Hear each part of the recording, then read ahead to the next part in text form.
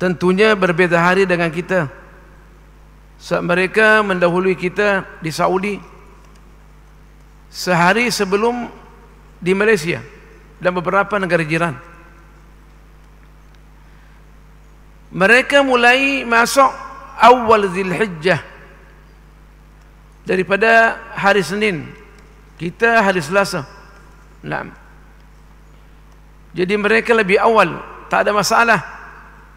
Sebab perbezaan kita lebih sikit daripada 5 jam. Naam. Apa yang perlu kita highlight di sini adalah adanya ulama kita menekankan waktu wukuf kita semestinya bersama-sama dengan mereka, dengan amalan kita, zikir kita, dengan hati kita tepat waktunya. Nah, meskipun di sana dimulai al-wukuf sesudah zuhur, sesudah asar. Nah, jam kita di sana jam 12 lewat sikit. Kita adalah jam 5 sehingga jam 12 malam. Kalau kita boleh bersama dengan mereka berdoa, mengucapkan doa yang telah diajarkan kepada kita oleh Rasulullah sallallahu alaihi wasallam, kita berkali-kali menegaskan bahwa doa yang terbaik pada hari Arafah dan doa yang terbaik kita pohonkan adalah hari Arafah. Hari yang terbaik di dalam kehidupan kita. Daripada 10 hari yang terbaik, terpilih adalah Yaum Arafah. Nah, hari Allah memperkenalkan hambanya yang ada di Arafah dan yang juga ikut meskipun bukan di Arafah, yang ikut bersama pergi masjid, i'tikaf, berzikir. Pada hari itu Allah memperkenalkan bahwa coba tengok hamba-hambaku datang dengan bentuk yang kusut, rambutnya kocar kacir. Naam. Tentunya mengharapkan keridhaan aku. Kata Allah, buktikanlah wahai para malaikati, para malaikatku, aku telah mengampuni dosa mereka. Naam. Dengan adanya mereka mengatakan la ilaha illallah wahdahu la syarikalah, lahul mulku wa lahul hamdu yuhyi wa yumit wa huwa ala kulli syai'in qadir, atau talbiyah mereka labbaik Allahumma labbaik. Kita pun boleh bertalbiyah juga dalam banyak pandangan ulama meskipun kita di luar kawasan Arafah. Nah, kita yang tidak haji ini tak sempat haji, ulama kita membolehkan. Sebagian ulama membolehkan. Sayyiduna Abdullah ibn Abbas waktu orang wukuf di Arafah, dia di Basrah. Waktu itu menjadi gubernur. Boleh dikatakan menteri besar lah. Nah, diangkat oleh Sayyidina Ali sebagai menteri besar di Basrah.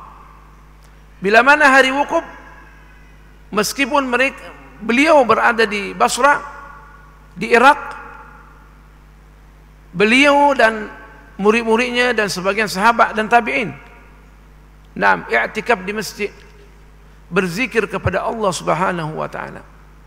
Tentunya zikir yang terbaik yang kita tadi jelaskan, la ilaha illallah wahdahu la syarikalah, lahul mulku wa lahul hamdu wa huwa ala kulli syai'in qadir. Ada 5 siga yang kita sudah perkenalkan. Dengan adanya mengulang-ulang zikir ini, meskipun sebenarnya bukan hari Arafah, tapi yang terbaik pada hari Arafah. Dan di antara zikir yang terbaik meskipun bukan waktu Arafah dan di Arafah. Ucapkanlah doa ini bila mana kita punya hajat kepada Allah Subhanahu wa taala, meskipun hajat kita berkaitan dengan dunia, tapi yang terbaik adalah yang berkaitan dengan akhirat. Sebab kalau kita pohonkan hajat kita, hajat akhirat kepada Allah, maka Allah akan ikutkan hajat kita di dunia. Allah tak akan melupakan kita. Kalau kita hanya pohonkan hajat kita di dunia, boleh saja Allah terima, boleh saja tak.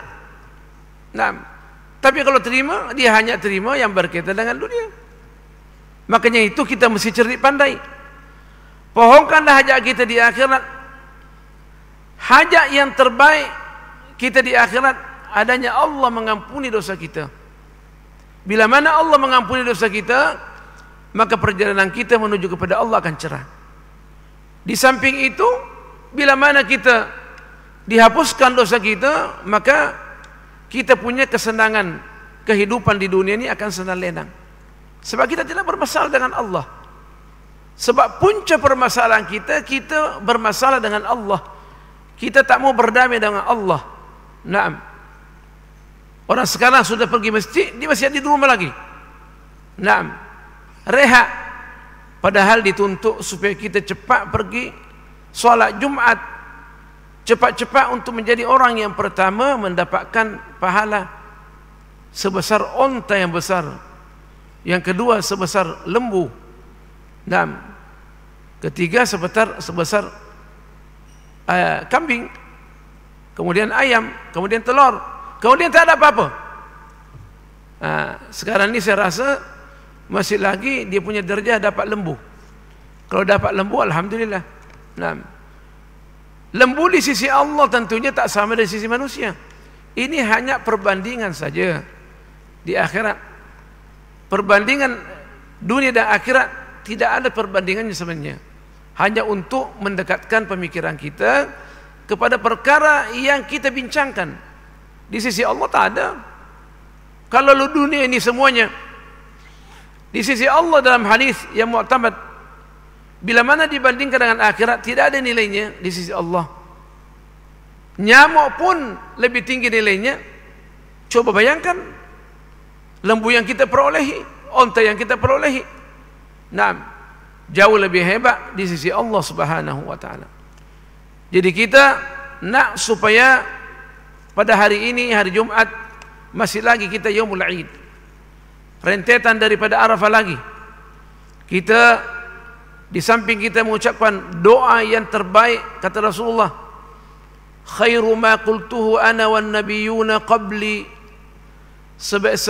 sebaik doa yang aku ungkapkan, yang aku katakan, saya dan para nabi sebelum saya, la ilaha illallah wahdahu la syarikalah, lahul mulku wa lahul hamdu wa huwa ala kulli syai'in qadir. Tentunya ada tambahan yuhyi wa yumit, ada tambahan lagi biyadil khair wa huwa ala kulli syai'in qadir, ada tambahan lagi wa huwa hayyul la yamut. Ada 5 sighah. Yang penting yang mana kita boleh ucap. Lepas ucap ditekankan pada hari Arafah, hari ini pun tak ada masalah, paling kurang 100. Kalau sibuk sangat, janganlah tinggal sesudah solat 10 kali, untuk menjamin bahawa kita ini dijaga perjalanan kita daripada pagi sampai petang. Kita tidak akan diganggu oleh syaitan. Permasalahan kita adalah syaitan. Bila mana dia mengganggu kita, maka ibadah kita akan terganggu. Ibadah terganggu berarti kita punya masalah akhirat kita akan terganggu. Masalah akhirat terganggu, dunia kita terganggu. Jadi banyak bacalah. Nah, bahkan dikatakan orang mengucapkan 100 kali seakan-akan telah memerdekakan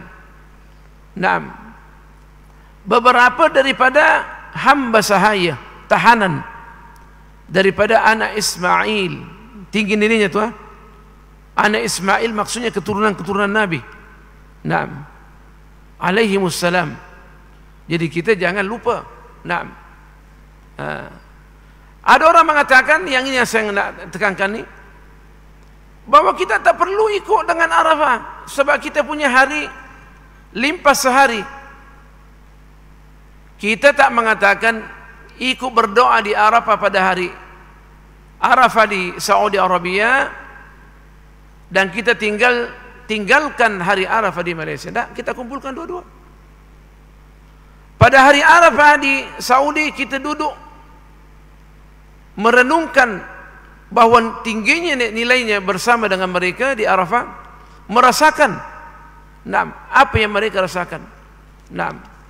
Mudah-mudahan dengan adanya mereka diampuni dan kita punya jiwa bersama dengan mereka, kita juga punya dosa diampuni oleh Allah Subhanahu wa taala.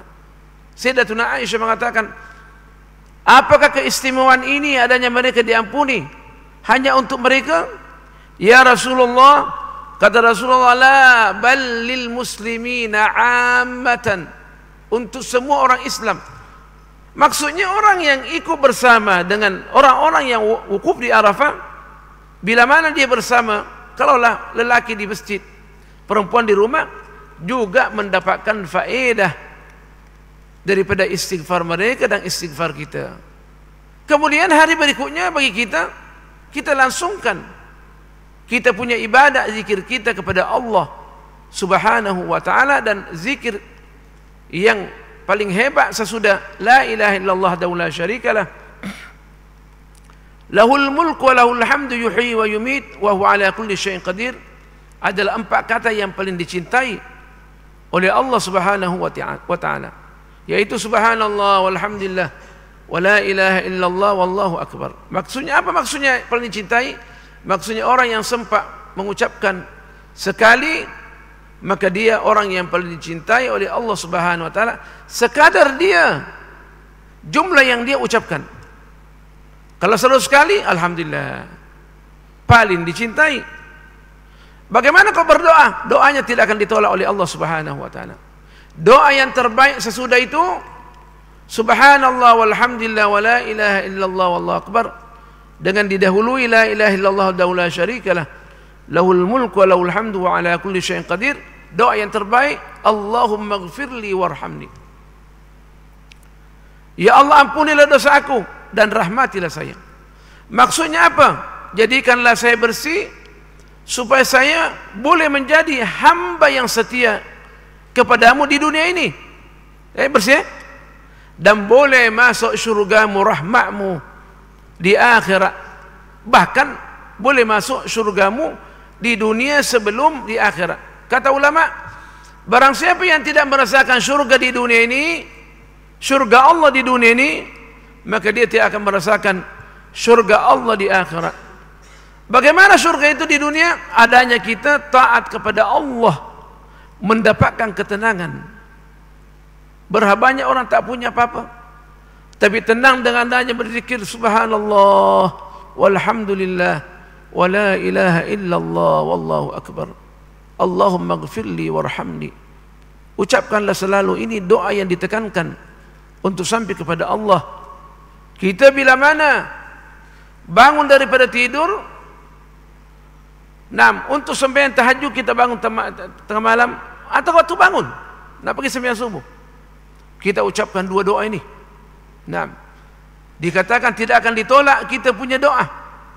La ilaha illallah wa la syarikalah, lahul mulku wa lahul hamdu wa huwa ala kulli syai'in qadir, subhanallah walhamdulillah wa la ilaha illallah wallahu akbar, Allahumma ighfirli warhamni. Yang terbaik ditambah wala haula wala quwwata illa billahil aliyyil azim, Allahumma ighfirli warhamni. Karena dengan 5 kata ini, wala haula wala quwwata illa billahil aliyyil azim, dianggap sebagai al-baqiyatus shalihat, zikir yang menanggung dan menjamin kehidupan kita di dunia dan di akhirat. Yakin bahwa orang yang mengucapkan doa ini adalah orang yang paling dicintai oleh Allah Subhanahu wa ta'ala. Pada hari Jumat ini dan malam Jumat, kita tambah lagi, kalau boleh kita memperbanyak dengan berselawat kepada Rasulullah, cukup lengkap, menjamin adanya doa kita diterima.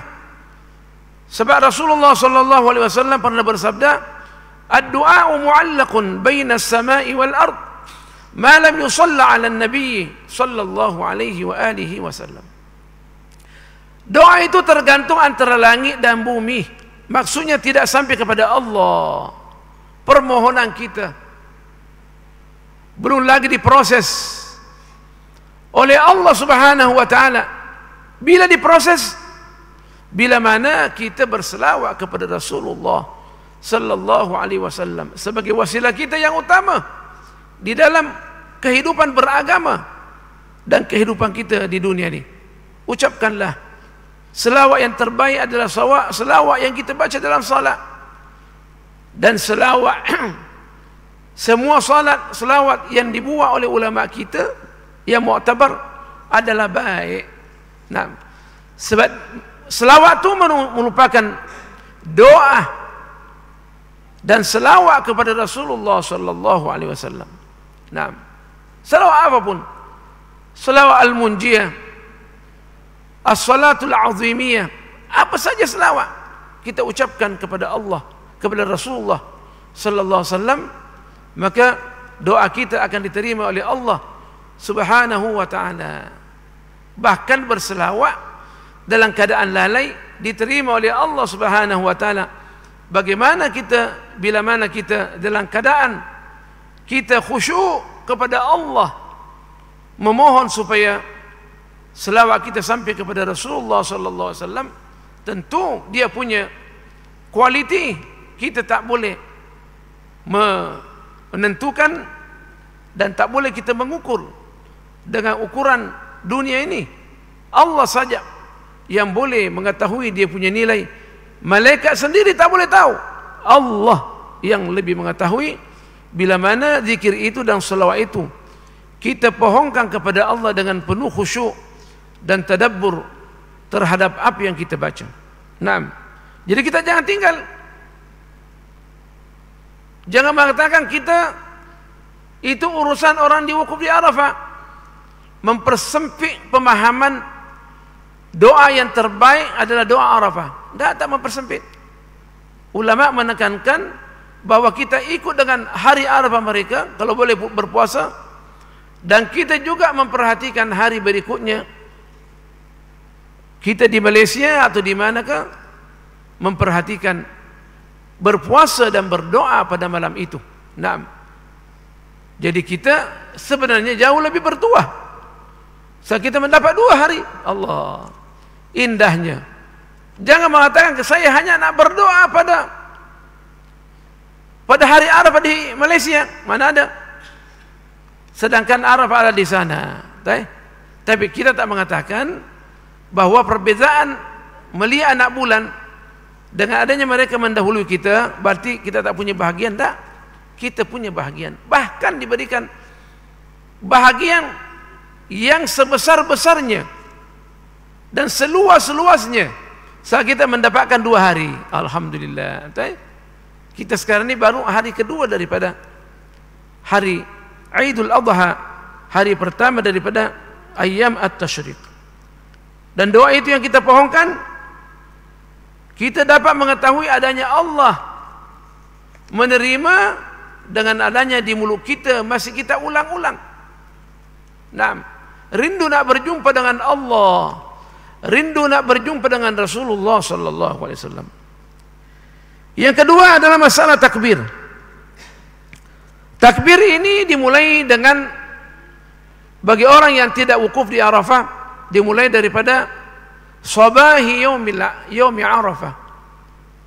Sesudah salat subuh, kalau muqayyad kita bertakbir. Sesudah salat yaum Arafah, kemarinlah.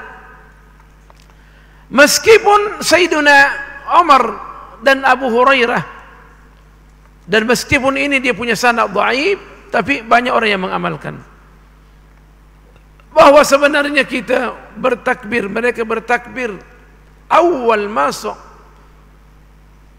Zulhijjah, mereka sudah bertakbir. Tidak ada yang melarang. Tapi kalau pejabat agama menegaskan bertakbir hanya pada hari Arafah, tak ada masalah. Tapi takkan di rumah pun kita akan dilarang. Tentunya secara beramai-ramai di masjid itu yang kemungkinan ada larangan. Nah, kalau saya bertakbir bila-bila masa.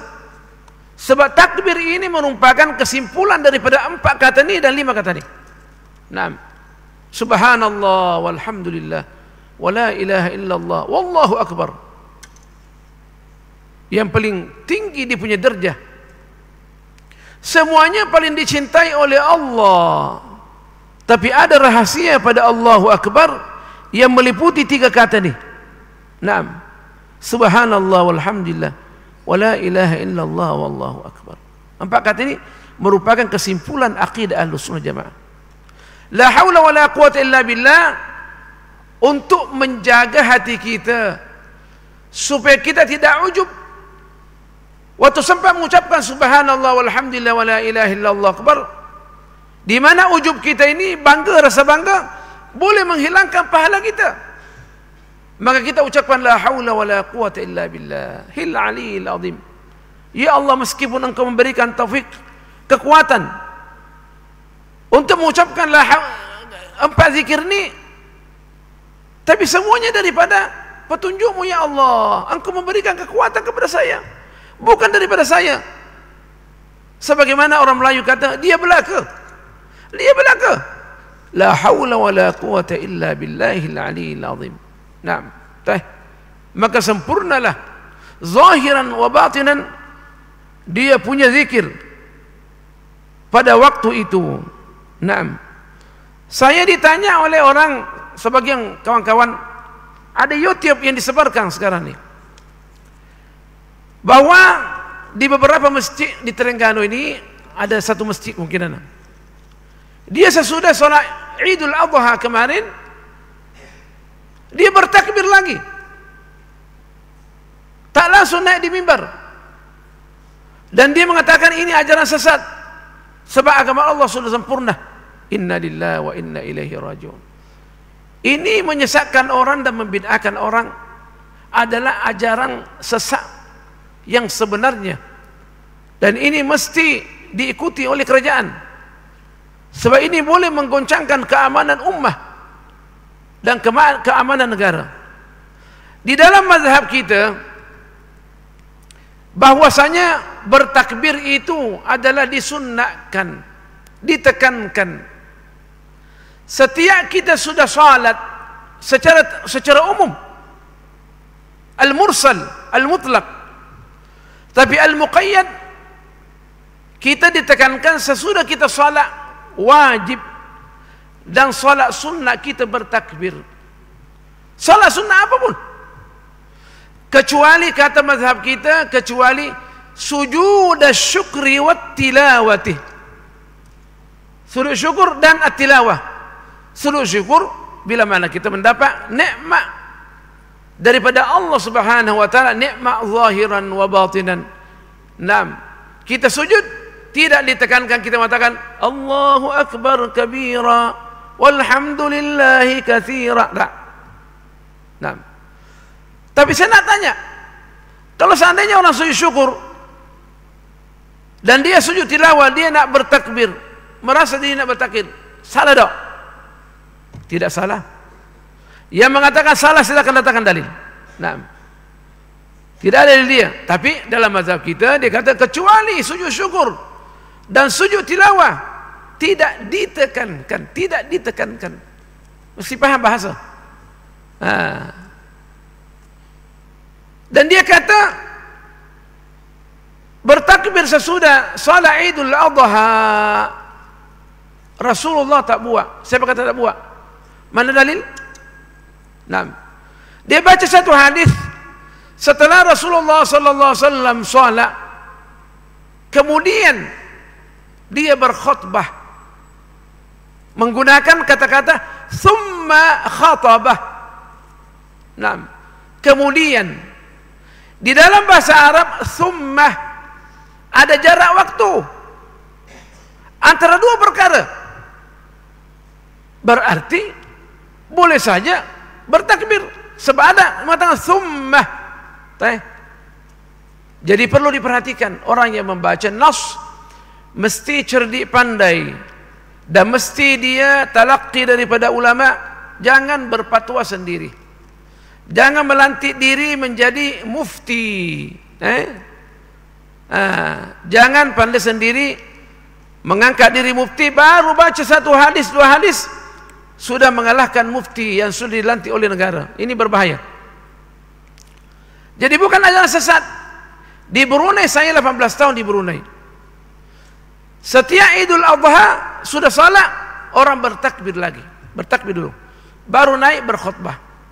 Sebab dia pahami dalam mazhab kita bahwa bertakbir ini adalah ditekankan pada semua salat wajib dan salat sunnah, kecuali sujud syukri wa tilawah.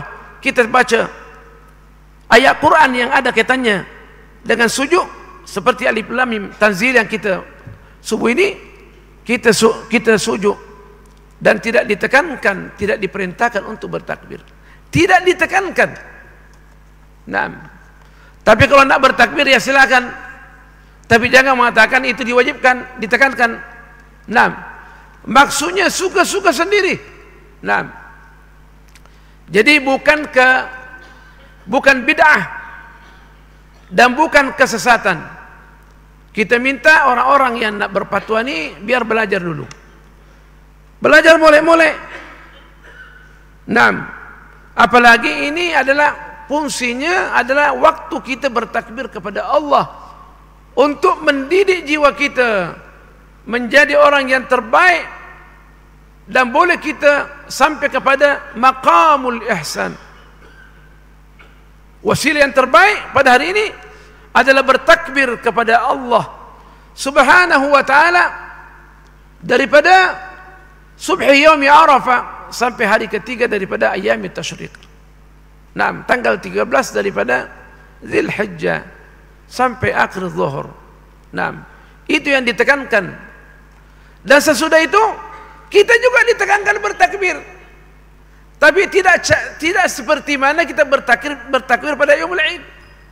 Seandainya kita mengucapkan Allahu Akbar, Allahu Akbar, Allahu Akbar, Allahu Akbar, Allahu Akbar, maka tidak ada yang menghalangi bagi kita, sebab kita nak sampai kepada maqamul ihsan. An ta'budallaha ka'annaka tarahu, fa in lam takun tarahu fa innahu yarak. Adanya kita menyembah Allah seakan-akan melihat Allah. Bila mana kita tak boleh melihat Allah karena ada gangguan dalam hati kita, maka tahap yang terakhir mesti yakin bahwa Allah melihat kita. Kalau tak demikian berarti kita punya keimanan bermasalah. Bila mana keimanan kita bermasalah, kita tidak akan dekat dengan Allah. Obatnya apa? Memperbanyak kita mengucapkan zikir yang paling dicintai oleh Allah, subhanallah walhamdulillah wa la ilaha illallah wallahu akbar. Yang terbaik, yang tinggi nilai daripada itu semua, Allahu akbar. Karena melihat segala sesuatu dalam kehidupan ini adalah kecil di samping Allah Subhanahu wa ta'ala. Tak ada nilainya. Untuk praktikalnya bahwa tidak ada nilai, maka kita pada Idul Adha untuk mengaplikasikan teori Allahu Akbar, kita bila mana mampu untuk berkorban, itu yang terbaik. Sebab kita mengatakan walaupun bagaimana harta kita mempunyai nilai di dalam kehidupan kita, di sisi Allah untuk mendapatkan hartanya tak ada nilai dalam dunia ini. Nilainya adalah kita boleh berkorban dengan baik, dengan keuangan yang halal, dengan mengharapkan Allah Subhanahu wa ta'ala. Nah, aplikasi Allahu Akbar. Makanya itu waktu kita sembelih korban kita, apa kita ucap? Untuk meyakinkan bahwa yang sampai kepada Allah hanya ketakwaan kita yang terpendam dalam hati kita adalah Allahu Akbar.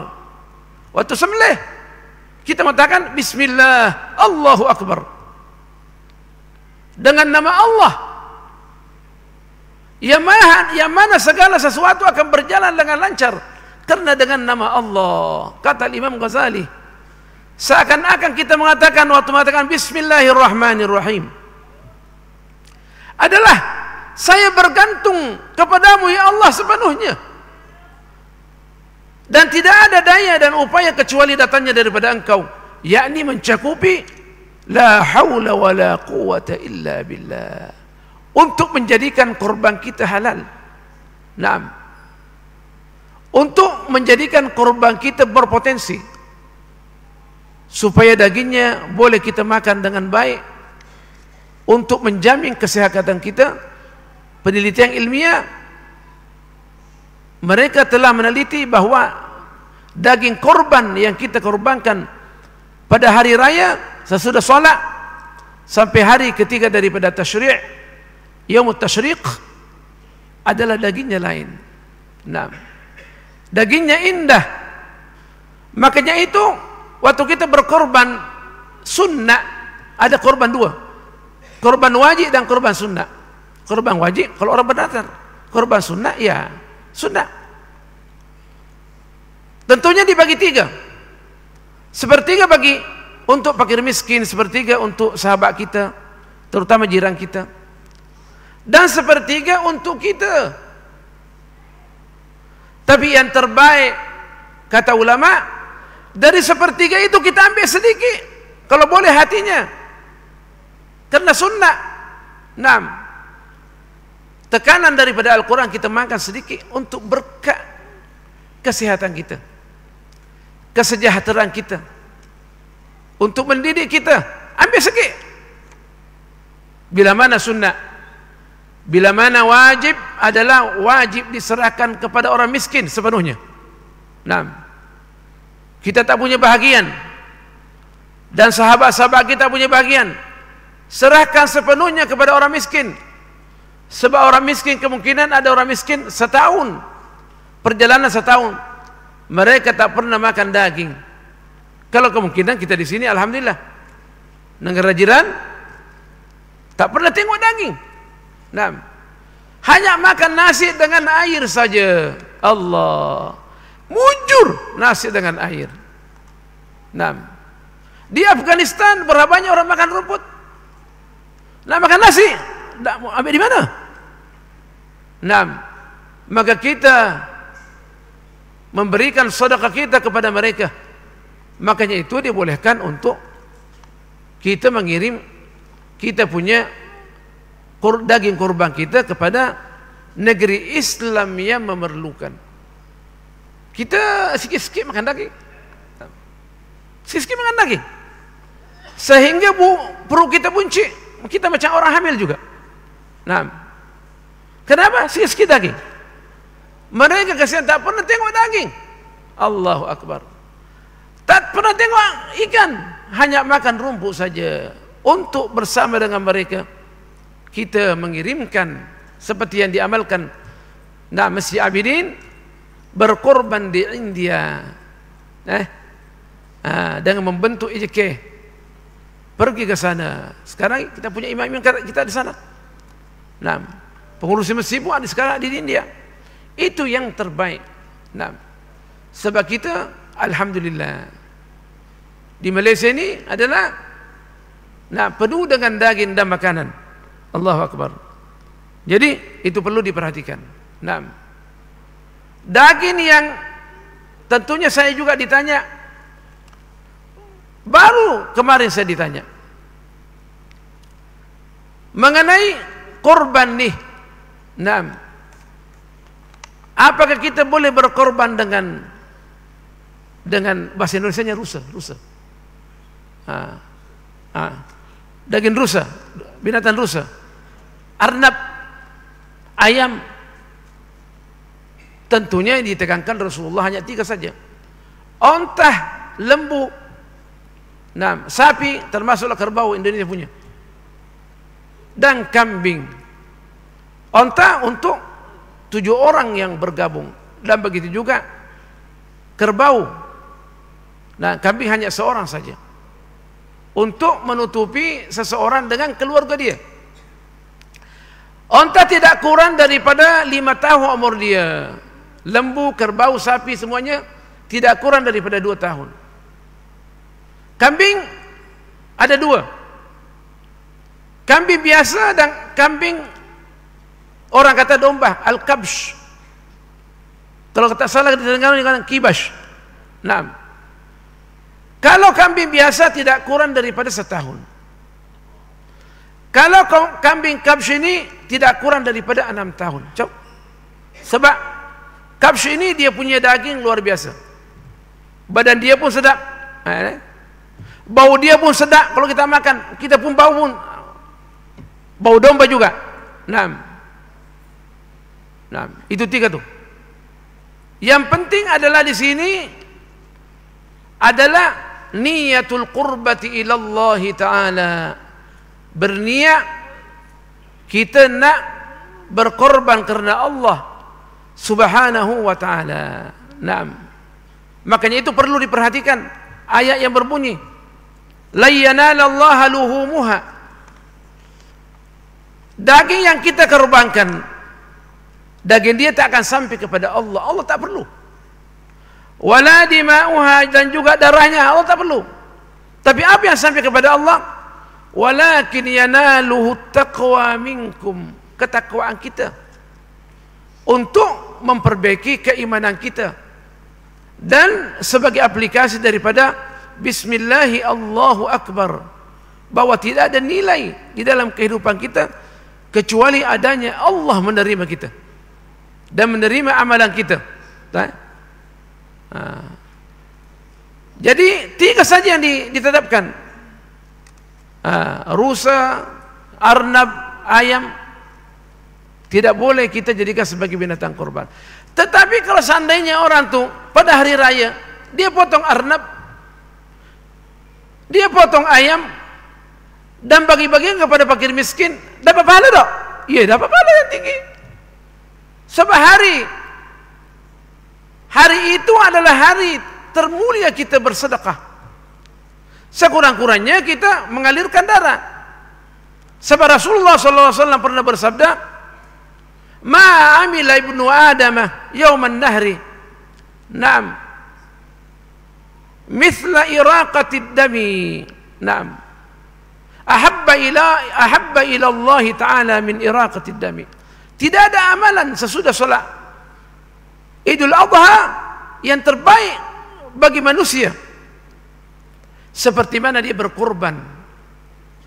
Innaha la ta'ti biquruniha wa adlafiha wa ash'ariha yaumal qiyamah, karena dia akan datang pada hari kiamat dengan tanduk-tanduk dia, dengan kuku dia, dengan rambut dia, untuk membela kita, terutama waktu kita nak melintasi jejantas api neraka. Wa inna dama, dan sesungguhnya darah itu akan diterima oleh Allah pada satu tempat sebelum jatuhnya darah ke bumi. Allah meyakinkan bahwa korban kita diterima oleh Allah Subhanahu wa taala. Tapi kalau kita tak mampu, ada orang nak potong ayam, ya silakan. Nak potong arnab silakan. Rusa silakan. Tapi bukan daging kurban.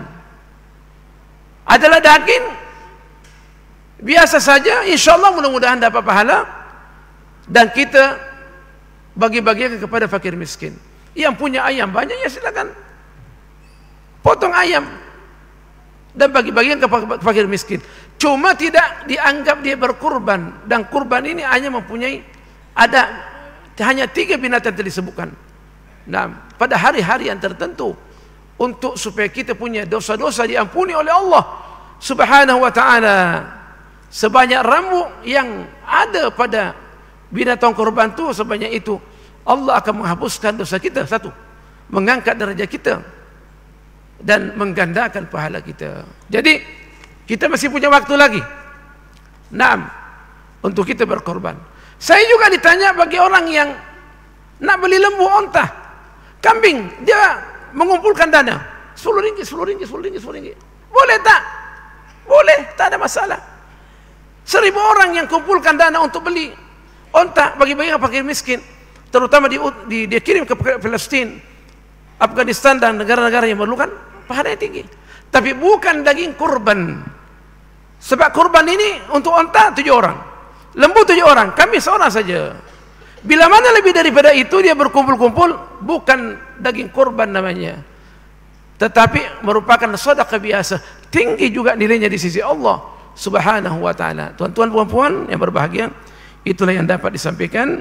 Mudah-mudahan Allah menerima kita punya usaha untuk mengkaji perkara-perkara yang berkaitan dengan wukuf di Arafah, takbir, dan kita berkorban pada hari-hari ini. Jangan lupa kita ada lagi 2 hari. Bila mana yang mampu, ada orang yang mampu, maka jangan buang peluang. Rasulullah sallallahu alaihi wasallam pernah bersabda, bagi orang yang sanggup berkorban, tak berkorban, jangan mendekati masjid kami. Makanya itu adalah Abu Hanifah mengeluarkan fatwa bahwa wajib kita sunnah muakkadah atau sunnah kifaiyah. Subhanakallah bihamdik, nashhadu an la ilaha illa ant, nastaghfiruka wa natubu ilaik. Bismillahirrahmanirrahim. Wal 'ashr, innal insana lafi khusr إلا الذين آمنوا وعملوا الصالحات وتواصوا بالحق وتواصوا بالصبر. بسم الله الرحمن الرحيم. الحمد لله والصلاة والسلام على رسول الله سيدنا محمد النبي الكريم وعلى آله وصحبه أجمعين. اللهم علمنا ما ينفعنا وزدنا علما، فقهنا في الدين وعلمنا التأويل، وحببنا إلى المسلمين واجعل لنا لسان صدق في العالمين. اللهم احفظ هذه البلدة ترنجانو وسلطانها ورعيته وسائر بلاد الإسلام، وصل اللهم على سيدنا محمد والحمد لله رب العالمين. والسلام عليكم ورحمة الله وبركاته.